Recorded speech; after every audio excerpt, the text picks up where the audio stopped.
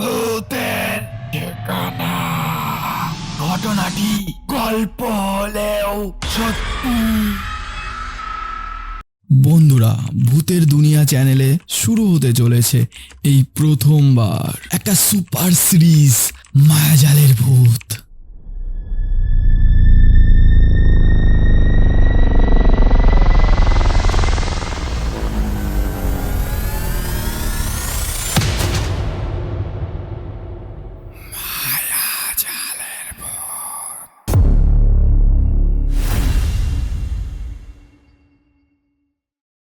রাত তখন 12:30 বাজে।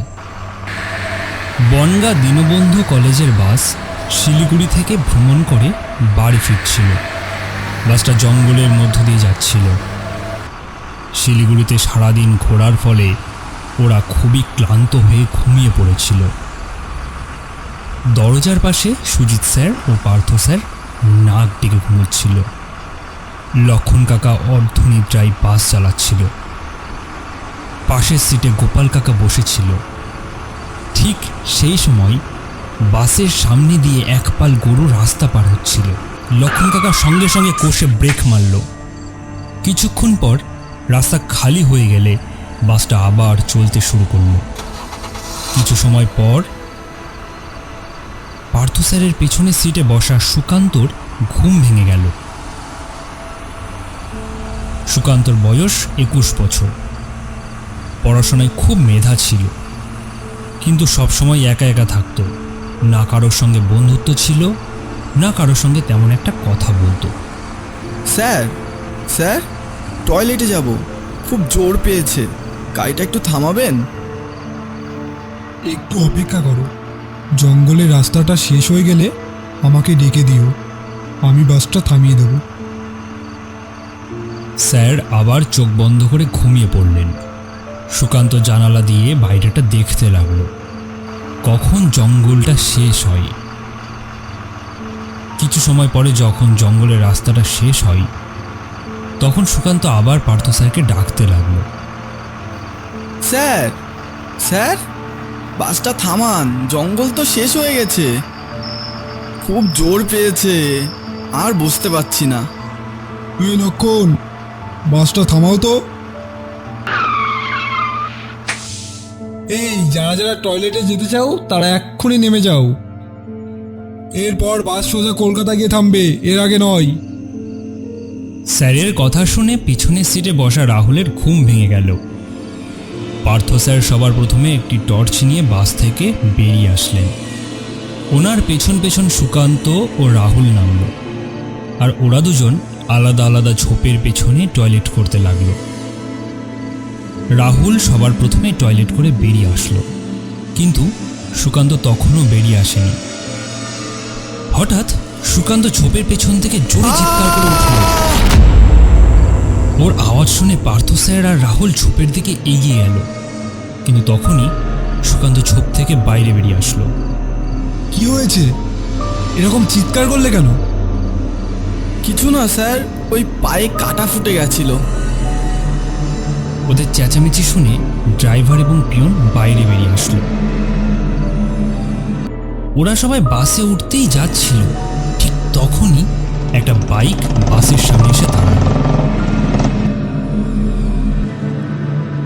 2000 सीसी। अरे भाई साहब, यहाँ के नहीं लगते हो क्या आप?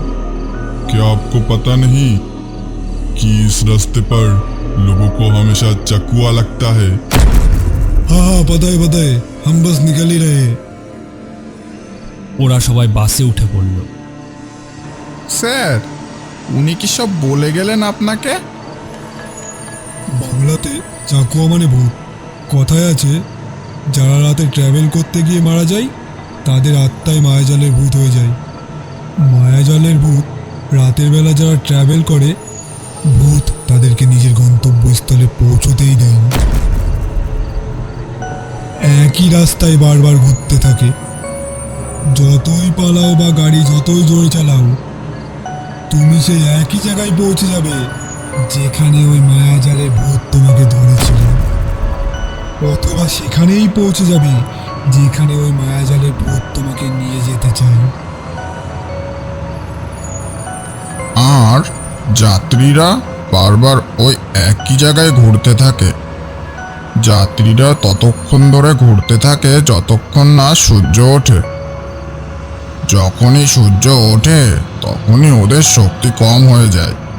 আমার কিছু বন্ধু ছিল যাদের মায়াজালের ভূতে ধরেছিল। শুনেছি মায়াজালের ভূত তাদেরকেই ধরে যারা খুব ক্লান্ত থাকে, কারণ তাদেরকে কাবু করা খুব সহজ হয়ে ওঠে। তাহলে তো দেখছি চাকুয়া খুব খতরনাক ভূত। আরে কোনো ভূত টুত না, ওসব কুসংস্কার। ড্রাইভার যখন ক্লান্ত হয়ে পড়ে তখন রাস্তা ঠিক চিনতে পারে না, আর তখনই তার হ্যালোসিয়েশন হয় আর রাস্তা ঠিক হারিয়ে ফেলে। একেই অশিক্ষিত লোকেরা ভূত বা চাকুয়া নাম দিয়েছে। স্যার, সত্যি সত্যি ভূত আছে, আমি শুনেছি। আর কিছু কিছু ভূত তো মানুষকে মেরেও ফেলে। আমার দাদুকে মায়াজালের ভূত এতই জ্বালাতন করেছিল যে দাদু মরতে মরতে বেঁচেছিল। রাতে যত অ্যাক্সিডেন্ট হয় তাদের মধ্যে থেকে কিছু কিছু মায়াজালের ভূত নিজেই করায়। ও রাতের শিকারী। যাত্রীদের ক্লান্তি এবং ভয় ওর সবথেকে বড় শক্তি। শিকারীর মতোই ভয় দেখায়, ও দৌড় করায় এবং শেষ পর্যন্ত মেরে ফেলে। আমরা শুধু এটাই জানতে পারি যে ওদের কার অ্যাক্সিডেন্টে মৃত্যু হয়ে গেছে, কিন্তু মৃত্যুর কারণ মায়াজালের ভূতের জন্যই হয়। স্যার, সুকান্তর কোনো কথা শুনবেন না। ওর কাকা রাইটার, হয়তো ওনার কাছ থেকে ঘটনাটা শুনে আমাদেরকে বলেছে। আর রাইটারদের কাজই তো ভুয়ো গল্প বানানো। এভাবেই তো ওদের সংসার চলে। রাহুল, বেশি কথা বলো না, চুপচাপ শুয়ে পড়ো। এরপর সবাই ঘুমিয়ে পড়ল, কিন্তু সুকান্ত এখনও জেগে রয়েছে আর জানলা দিয়ে বাইরের দিকে তাকিয়ে আছে। বাস কোনো একটা জঙ্গলের মধ্য দিয়ে এগোচ্ছিল। রাস্তার পাশে একটা বন্ধ চায়ের দোকানে তার চোখ পড়ল। কিন্তু এই চায়ের দোকানটা তো আমি অনেকক্ষণ আগেই আগের জঙ্গলে দেখেছি। এখানে এটা এলো কি করে? তখন সুকান্তর ভয় পেয়ে গেল আর মনে মনে একটা খটকা লাগলো। তারা কি সেই একই জঙ্গল দিয়ে বারবার ঘোরাফেরা করছে? দৌড়াতে দৌড়াতে সে ড্রাইভারের কাছে গেল। কাকা, বাস কোন জঙ্গল দিয়ে যাচ্ছে আমাকে একটু বলুন তো। হবে কোনো একটা জঙ্গলে। রাস্তার কি জঙ্গলের অভাব আছে নাকি? না না কাকা, আমরা ঘুরে ফিরে সেই জায়গায় চলে এসেছি যেখানে এক পাল গরু রাস্তা পার হচ্ছিল। কি ভুলভাল বকছো? সেই জঙ্গল তো অনেক আগেই ছাড়িয়ে চলে এসেছি। ওদের তর্ক শুনে পার্থ স্যারের ঘুম ভেঙে গেল। কি হয়েছে সুকান্ত? স্যার, মায়াজালের ভূত আমাদের ধরে ফেলেছে। কেননা বাস সেই জায়গায় আবার চলে এসেছে যেখানে আমরা এর আগেও এসেছি। পার্থ স্যার কিছুতেই একথা বিশ্বাস করতে চাইছিল না। যদি আমার কথা বিশ্বাস না হয় তাহলে বাইরে তাকিয়ে দেখুন, ভাঙা বাসটা উল্টে পড়ে থাকতে দেখবেন। আর কিছুক্ষণ পরেই তারা বাইরে দেখতে পেল বাইরে সত্যি সত্যি একটা বাস উল্টে পড়ে আছে, যেটা তারা এর আগেও দেখেছিল। এটা দেখে সবাই অবাক হয়ে গেছিল। ড্রাইভারও সুকান্তকে বিশ্বাস করতে শুরু করলো। রাহুল পেছনের সিট থেকে আগে চলে আসলো। সবার চেহারায় ভয়ের ছাপ দেখা যাচ্ছিল। বাস তখনও রাস্তা দিয়ে চলছিল। ওরা সবাই বুঝে গেল যে ওদের মায়াজালের ভূত শিকার বানিয়ে নিয়েছে। ড্রাইভার অন্য কোনো রাস্তা আছে কি না সেটা দেখার চেষ্টা করছিল, কিন্তু ঘুরে ফিরে তারা ওই একই জায়গায় ফিরে আসছিল। আর মনে হচ্ছিল যেন পৃথিবীতে ওই একটাই রাস্তা আছে। স্যার, এই ভূতের হাত থেকে আমরা কি করে রক্ষা পাবো? আমি শুনেছি এই ভূতের হাত থেকে রক্ষা পেতে গেলে একমাত্র সকাল হওয়ার অপেক্ষা করতে হবে। তার মানে আমাদের সারা রাতটা এই ভুতুরে রাস্তা দিয়ে ঘুরতে হবে? একটা কাজ করলে হয় না? যতক্ষণ না সকাল হচ্ছে কোথাও একটা সেফ জায়গা থেকে দাঁড়িয়ে গেলে হয় না? আমি শুনেছি মায়াজালে পড়লে কখনো রাস্তায় দাঁড়ানো ঠিক না। না স্যার, কাকার কাছে শুনেছি যে কোনো সেফ জায়গা যদি পেয়ে যায় তাহলে সেখানে দাঁড়ালে কোনো প্রবলেম হবে না। শুধু এইটুকুই জানো তুমি, আর কিছু জানো না? হ্যাঁ জানি, কিন্তু এটা সঠিক সময় না। যে ভূতটা আমাদের ধরেছে সে যদি নিজে দুর্বল হয় তাহলে তার শক্তি কিছুক্ষণের মধ্যেই শেষ হয়ে যাবে, আর আমরা তার হাত থেকে নিস্তার পেয়ে যাব। এদের এই চেঁচামেচি শুনে সুজিত স্যার ঘুম থেকে উঠে পড়লেন। কি হলো, শিবলি চলে আসলো নাকি? তারপর বাসের মধ্যে থাকা সমস্ত যাত্রীরা সুজিত স্যারকে সমস্ত ঘটনা খুলে বলল। সবার কথা শুনে সুজিত স্যার তো ভীষণ পরিমাণে ভয় পেয়ে গেলেন। স্যার, সামনে একটা গ্রাম দেখতে পাচ্ছি। এটা শুনে সবাই ড্রাইভারের কেবিনের দিকে ছুটে আসে। রাস্তার পাশে তারা একটা বোর্ড দেখতে পায় যাতে লেখা ছিল, শ্রীপল্লীতে আপনাকে স্বাগত। বোর্ডটা দেখার পর সুজিত স্যার বললেন, এটা তো আমার গ্রাম, কিন্তু আমরা এত তাড়াতাড়ি এই গ্রামে পৌঁছালাম কি করে? শিলিগুড়ি থেকে বাস তো ছেড়েছে মাত্র 2 ঘন্টা আগে। এত তাড়াতাড়ি তো পৌঁছানো সম্ভব না। আমার গ্রামে আসতে তো শিলিগুড়ি থেকে 8 ঘন্টা লাগে। এটা আপনার গ্রাম না স্যার, এটা ভূতের মায়াজাল। আপনার মুখে শ্রীপল্লীর নামটা শুনে ভূত আমাদেরকে বোর্ড দেখিয়ে ভ্রম তৈরি করার চেষ্টা করছে। ভালোই হয়েছে আমরা শ্রীপল্লী পৌঁছে গেছি। আমার মনে হয় কোথাও একটা সেফ জায়গা দেখে সেখানে ভোর হওয়া পর্যন্ত লুকিয়ে থাকাই ভালো। আর সুজিত স্যারের ঘরের থেকে সেফ জায়গা আমার মনে হয় না কোথাও আছে। কিন্তু স্যার, মায়াজালের ভেতরে কি এক জায়গায় দাঁড়ানো ঠিক হবে? আর মায়াজালের ভূত কখনোই তার এরিয়ার ভেতরে সুরক্ষিত জায়গা রাখবে না। তুই আমার থেকে বেশি জানিস নাকি? ছোটবেলা থেকে আমি এসব শুনে আসছি আমার কাকার কাছ থেকে। লক্ষণ কাকা, বাসটা সুজিত স্যারের বাড়ির দিকে নিয়ে চলুন তো। সুজিত স্যার তার বাড়ির রাস্তা ড্রাইভারকে চিনিয়ে দিল, কিন্তু তখনই তাদের গলিতে অনেক ভিড় দেখতে পেল। ড্রাইভার কাকা বাস সেখানে দাঁড় করিয়ে দিলেন। ভিড়ের মধ্যে দাঁড়ানো সব লোকগুলো জোরে জোরে কান্নাকাটি করছিল, আর ভিড়টা ছিল সুজিত স্যারের বাড়ির সামনে। লোকের কান্নাকাটি শুনে স্যার বাস থেকে নেমে সে ভিড়ের মধ্যে এগিয়ে গেলেন। স্যারের পিছন পিছন সবাই ভিড়ের মধ্যে এগোল, আর সামনে গিয়ে যা দেখলো তাতে তাদের চোখ কপালে উঠে গেল। তাদের সামনে 4টে লাশ পড়ে আছে, আর লাশগুলো আর কেউ না, সুজিত স্যারের বাবা, মা, ছেলে ও বউয়ের। কেউ যেন তাদের গলা কেটে রাস্তায় বিছিয়ে দিয়েছে। এইসব দেখে সুজিত স্যারের ভীষণ কষ্ট হচ্ছিল। সে কাঁদতে কাঁদতে বলল, কে মেরেছে? কে মেরেছে আমার বাবা, মা, ছেলে, বউকে? কে মেরেছে? তখন তার সাইডে থাকা একটা বুড়ো বলল, তোমার বউ আজ সন্ধ্যাবেলা তোমার ছেলেরা তোমার বাবা মায়ের গলা কেটে ফেলে। তারপর সে নিজেই নিজের গলায় এক টোপে নামিয়ে দেয়। না না, আমার বউ এমনটা করতে পারে না। আমি আমার বউকে অনেক ভালোবাসি, আর আমার বউ আমাকে অনেক ভালোবাসে। ও এমন কাজ কখনোই করতে পারে না। ও কেন করবে এমনটা? কেন করবে? কেন করবে এমনটা? কেন করবে? তুমি তোমার বউকে এমনটা করতে বাধ্য করেছো, না হলে তোমার বউ এমন কাজ কখনোই করতে পারে না। নিশ্চয়ই তুমি ওকে এমনটা করতে বাধ্য করেছো, না? বিয়ের এতদিন হয়ে গেছে, আমি কোনোদিনও আমার বউকে এক ফোঁটা কাঁদতে দিইনি, আর আপনি আমাকে দোষ দিচ্ছেন? হ্যাঁ, তুমি বাধ্য করেছো তোমার বউকে এমনটা করতে। এই নাও ছুরি, এটাতে নিজের গলায় কোপ মেরে নিজের পাপের প্রায়শ্চিত্ত করে নাও। আর এমনিতেও তুমি এই পৃথিবীতে একা বেঁচে থেকে কি করবে? নাও, নিজেকে মেরে ফেলো, ফেলো নিজেকে মেরে। না হলে ওদের আত্মারা কোনোদিনও শান্তি পাবে না। নাও, নিজেকে মেরে ফেলো, প্রায়শ্চিত্ত করো। তারপর সুজিত স্যার কেমন যেন একটা হয়ে গেলেন।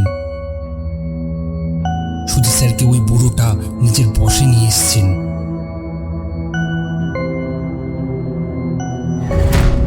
তারপর সুজিত স্যার ওই চাকুটা নিয়ে নিজের গলায় রাখলেন।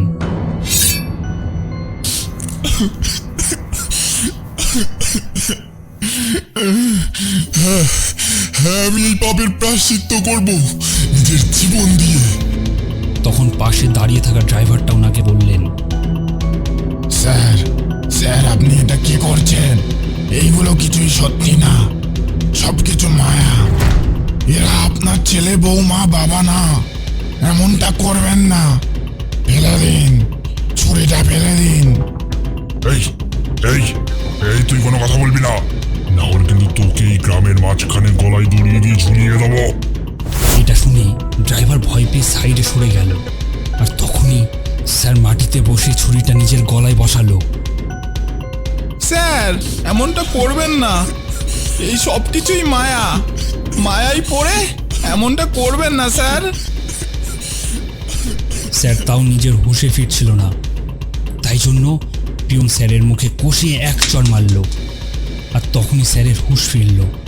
সুজিত স্যার তখনই চাকুটা হাত থেকে ফেলে দিল। সেটা দেখে বুড়ো লোকটা খুবই রেগে গেলেন। সবাই এই লোকগুলোকে ভিড়ের বাইরে নিয়ে যাও, এদেরকে আমরা পরে দেখে নেব, আগে সুজিতের ব্যবস্থা করি। এটা শুনে সবাই ওদেরকে বাইরে ধাক্কা দিয়ে বার করে দিল। বাঁচাও, কেউ আমাকে বাঁচাও, বাঁচাও স্যার, লক্ষণ কাকা আমাকে বাঁচাও, আমাকে বাঁচাও কাকা, আমাকে বাঁচাও। আর তখনই বুড়ো লোকটা সুজিত স্যারের এক কোপে গলাটা নামিয়ে দিল। আর তারপর মাথাটা ধরে মাটিতে ছুঁড়ে ফেলে দিল। আর মাথাটা সুকান্ত আর রাহুলের ভাইয়ের সামনে এসে পড়লে ওটা দেখে ওরা দুজনে চিৎকার করে উঠল।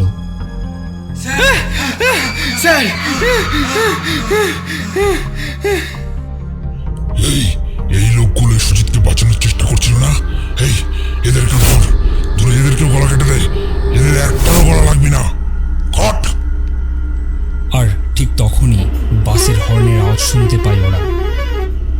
এই এই তোমরা উঠে এসো, উঠে এসো সবাই। স্যার, স্যার উঠে আসুন। ঠিক তখনই সবাই মিলে বাসের দিকে এগিয়ে বাসে উঠে পড়ল। গ্রামের লোকেরা বাসের দিকে এগিয়ে যেতেই লক্ষণ কাকা বাসটা চালিয়ে বেরিয়ে পড়ল। আর যেমন তেমন করে বাসটা নিয়ে গ্রামের বাইরে এসে পৌঁছালো। কিছুটা দূর এগোতেই রাহুল পিয়নকে ডেকে বলল, এটা কি হয়ে গেল মামা? আমরা কি মায়াজালের হাত থেকে উদ্ধার পাবো না? মায়াজালের ভূত কি আমাদের সকলকে মেরে ফেলবে? না ভাগ্নে, তুই মনে সাহস রাখ, আমরা এখান থেকে ঠিক উদ্ধার পাবো। আসলে পিয়নের ভাগ্নে হলো রাহুল। বাস আবারও জঙ্গলে প্রবেশ করল। সুজিত স্যার একটু আগেই মারা গেলেন। সবাই ভয় পেয়ে আছে। পার্থ স্যার বললেন, সুকান্ত, বল এখন আমরা কি করব? আরে এর কাছে কি শুনছো? এর জন্যই তো আজকে আমাদের এই অবস্থা। আর এর জন্যই তো সুজিত স্যার আজকে আমাদের মধ্যে নেই। চুপ কর, আমরা সুজিত স্যারকে বাঁচানোর চেষ্টা করেছিলাম, কিন্তু সুজিত স্যার তখন আমাদের কোনো কথাই শোনেননি। তাই জন্যই সুজিত স্যারকে আজ মরতে হলো। এতে আমাদের কোনো দোষ নেই। আমাদের এখন সকাল হওয়া পর্যন্ত অপেক্ষা করতে হবে, আর কোথাও না দাঁড়িয়ে বাসটাকে এগিয়ে নিয়ে যেতে হবে। কিন্তু বাসটাকে সারা রাত চালানোর মতো গাড়িতে তেল নেই, আর যদি সকাল হওয়ার আগেই বাসের তেল শেষ হয়ে যায় তাহলে এই ভূতের হাতেই মরতে হবে আমাদের। হ্যাঁ, এটাও তো ঠিক। আমি যতটা ভেবেছিলাম তার থেকে অনেক বেশি শক্তিশালী এই মায়াজালের ভূত। এখন তো আমাবস্যা, হয়তো এটা আমাবস্যার মায়াজালের ভূত। কাকা বলতো মায়াজালের ভূত অনেক প্রকারের হয়, সব থেকে বেশি খতরনাক হলো আমাবস্যার মায়াজালের ভূত।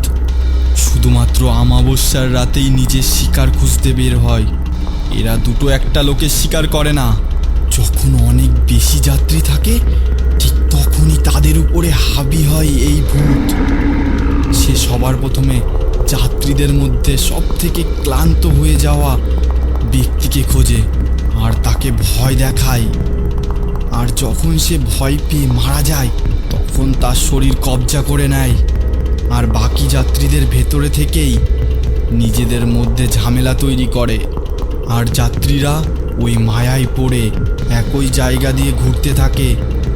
আর যখন ক্লান্ত হয়ে পড়ে ঠিক তখনই তাদেরকে শিকার বানিয়ে ফেলে। আর আমার মন বলছে যে ভূত আমাদের পিছু নিয়েছে সে আর কেউ না, আমাবস্যার মায়াজালের ভূত। আর সে আমাদের মধ্যেই কারো একজনের শরীর কবজা করে রয়েছে। আর এটা শোনার পর সবাই ভয়তে কাঁপতে শুরু করলো।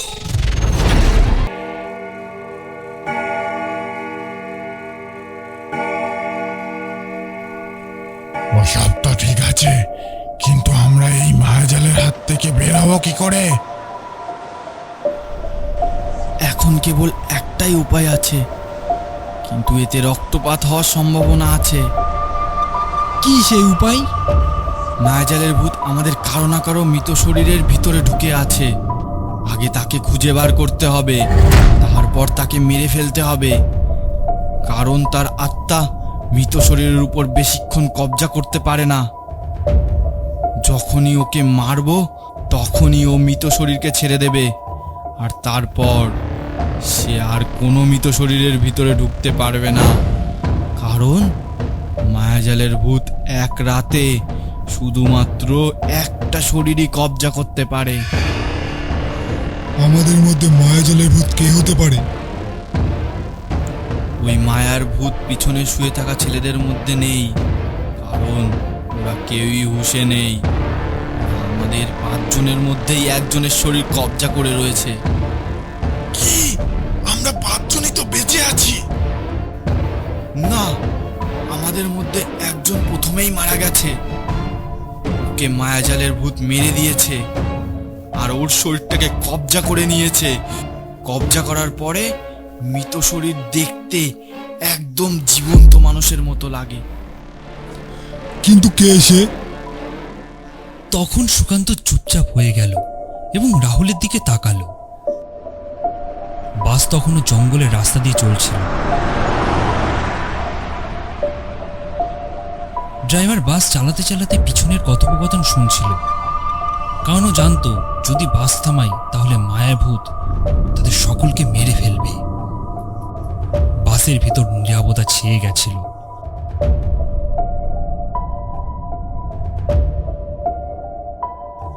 সবাই সুকান্তর মুখ থেকে শুনতে চাইছিল যে তাদের ভেতরে কে মায়াভূত।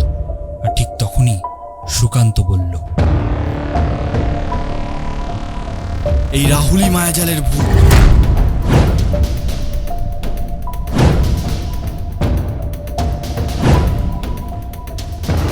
এই, তোর মাথা ঠিক আছে তো? কি এসব উল্টোপাল্টা বলছিস? মানছি তো কাকা অনেক ভূতের গল্প লিখেছে, তাই বলে তুই যা তা বলতে পারিস না। বিশ্বাস করো সবাই, রাহুলই মায়াজালের ভূত। যখন আমরা ওই নির্জন জায়গায় টয়লেট করতে গেছিলাম তখনই রাহুলকে একটা ছায়ার সঙ্গে কথা বলতে দেখেছিলাম। আর সেটা দেখতে গিয়েই আমার পায়ে কাঁটা ফুটে গেছিল। আর তখনই আমি চিল্লিয়ে উঠি, আর তখনই সেই ছায়াটা অদৃশ্য হয়ে যায়। হয়তো তখনই ও রাহুলকে ধরেছিল আর ওর শরীর কবজা করে নিয়েছিল। স্যার, তাড়াতাড়ি তাড়াতাড়ি ওকে মেরে ফেলুন, না হলে ও পালিয়ে যাবে। এটা শুনে সবাই অবাক হয়ে গেল, কিন্তু সুকান্তর কথায় কিছু তো দম ছিল। এই সুকান্ত, মুখ সামলে কথা বল। ভাগ্নে হয় ও আমার। কেউ যদি ওর গায়ে হাত দিয়েছিস তো তাকে মেরে ফেলবো। স্যার, গোপালের কথা শুনবেন না। আমারও মনে হয় এই মায়ার ভূত। কেননা আমরা সবাই সুকান্তকে চিৎকার করতে শুনেছি। ও মিথ্যা কথা বলছে না। সন্দেহ তো সুকান্তর উপরেও হচ্ছে আমার। ও তো টয়লেট করতে জঙ্গলের পিছনে গিয়েছিল আর দেখাই যাচ্ছিল না। আর পার্থ স্যারও তো আমাদের নজরের বাইরে ছিল। আর তখনই হয়তো পার্থ স্যারকে মায়ার ভূত বাসের নিচে গিয়ে মেরে ফেলেছিল। তাহলে সন্দেহ তো দুজনের উপরেই করা উচিত। না না, আমি বেঁচে আছি, আমি মায়ার ভূত হতেই পারি না। না না, সুকান্ত তখন থেকে আমাদের সাহায্য করে যাচ্ছে।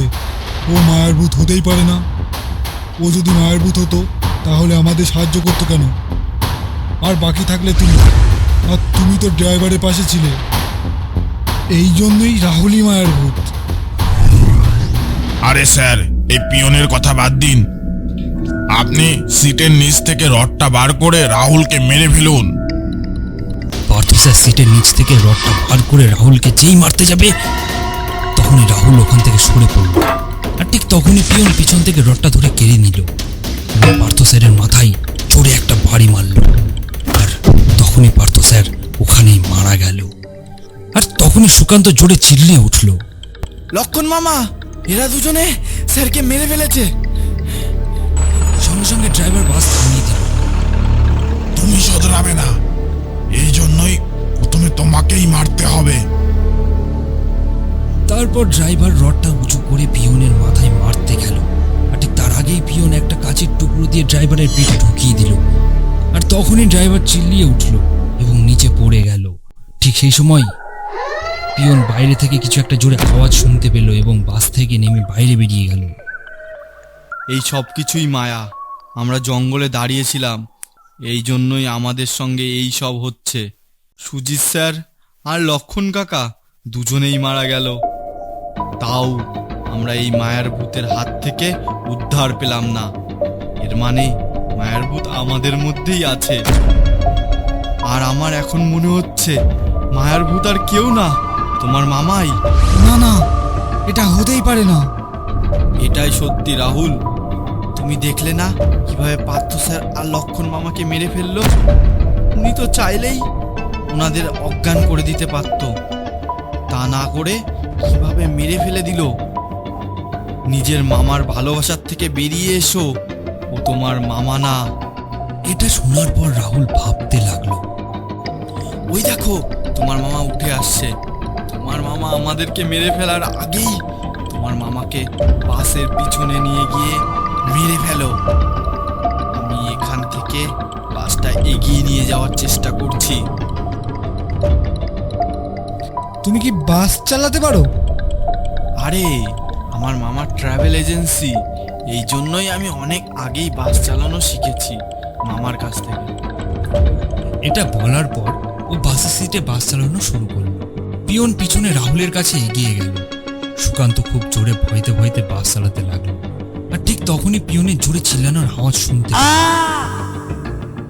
রাহুলের হাতে কাচের টুকরো ছিল। পিয়ন মামা নিচে রক্তাক্ত অবস্থায় পড়েছিল। রাহুল সুকান্তর কাছে আসলো আর সেই সঙ্গে সুকান্ত বাসটা থামিয়ে দিল। আমি মায়াভূতকে মেরে ফেলেছি। আর এটা শুনে সুকান্ত জোরে জোরে হাসতে লাগলো।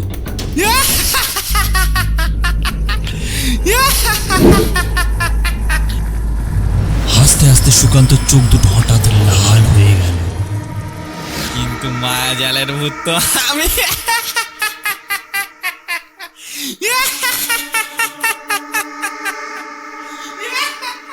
আর এটা শোনার পর রাহুল তো একেবারে হতভম্ব হয়ে গেল। এই এত অবাক হচ্ছ কেন? আমি তো মায়ার ভূত। বাসের সামনে দিয়ে যখন গরুগুলো রাস্তা পার হচ্ছিল তখনই আমি বাসের মধ্যে ঢুকে গিয়েছিলাম। বাসের মধ্যে সবচেয়ে দুর্বল ও ক্লান্ত মানুষ খুঁজছিলাম।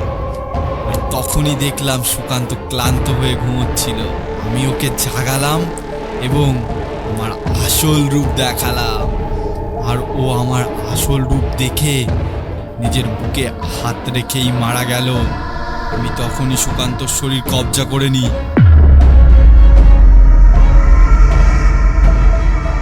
যখন তোকে দেখলাম তুই অর্ধনিদ্রায় ঘুমাচ্ছিলিস, টয়লেটে যাওয়ার জন্য চিন্তা ভাবনা করছিলিস, তখনই আমি আমার খেলা শুরু করলাম। আমি তখনই বাসের সবাইকে মায়াভূতের কথা শুনিয়ে ভয় পাইয়ে দিই, কেননা ভয় আমার সব থেকে বড় হাতিয়ার। আমি জেনে বুঝে তোমাদের সকলকে ভ্যাবাচাকা খাইয়ে দিয়েছি। আর আমি সুশীল স্যারের গ্রামে নিয়ে যাওয়ার জন্য বাধ্য করেছি। মায়ার বলে সুশীল স্যারকে মেরে ফেলেছি। আমি পার্থ স্যার, তোর মামা আর ড্রাইভারকে নিজেদের মধ্যে গন্ডগোল বাঁধিয়ে দিয়ে মেরে ফেলেছি। আর সবশেষে তোর হাত দিয়ে তোর মামাকে মেরেছি।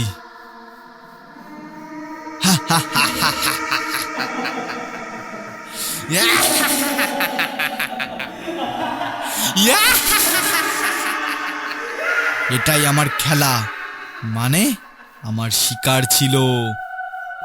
যে তুই নিজের মামাকেই মেরে ফেললি, যে তোকে বাঁচানোর জন্য নিজের জীবনের ঝুঁকি নিয়ে দুটো মানুষকে মেরে ফেললো, আর তোর বেঁচে থেকে কি লাভ?